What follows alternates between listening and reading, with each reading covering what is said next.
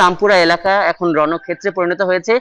আমরা পুলিশ এবং শিক্ষার্থীদের ওই পাল্টা ধাওয়ার ওই ঘটনাস্থলের খুব কাছাকাছি ছিলাম। প্রচন্ড টিয়ার শেলের ঝাঁঝালো পরিস্থিতি, একটু পরপরই আগ্নেয়াস্ত্রের যে ব্যবহার, এই কারণে হলো আমরা এই পাশের আরেকটি ভবনে এসে আশ্রয় নিয়েছি এবং এই সংঘর্ষটি কিন্তু এখনো চলছে। এবং আমরা যেটি দেখছি যে ঘটনার সূত্রপাত ব্র্যাক ইউনিভার্সিটির সামনে থেকে, সেখানে এই শিক্ষার্থীরাই শুরু করেছিল, এই ব্র্যাক বিশ্ববিদ্যালয়ের শিক্ষার্থীরা, তারা আন্দোলন ওখানে একটা অবস্থান শুরু করেছিল। সেখান থেকে প্রথমত পুলিশ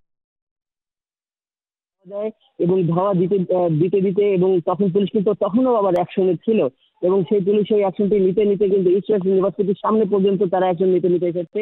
আমরা কিন্তু এই আফতাবনগরের দিকে যে ছোট রাস্তাটি চলে গেছে সেখানেও কিন্তু তারা অনেক আগ্নেয়াস্ত্র ব্যবহার করেছে, হয়তো সেগুলো টিয়ার শেল কিংবা এই ধরনের আমরা গুলির অনেক আওয়াজ পেয়েছি মোট কথা।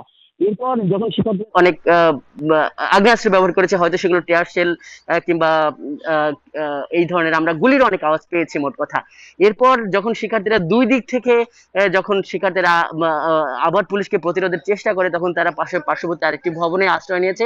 কিন্তু এখন যেটি দেখছি যে অতিরিক্ত আরো যে ফোর্স বিভিন্ন জায়গা থেকে আনা হয়েছে, এপিসি আনা হয়েছে এবং সেই তাদের সাথে কিন্তু শিক্ষার্থীদের ধাওয়া এবং পাল্টা ধাওয়া কিন্তু চলছে। এবং আমরা দেখছি যে এখানে সাধারণ পুলিশ যেটি বলা বলি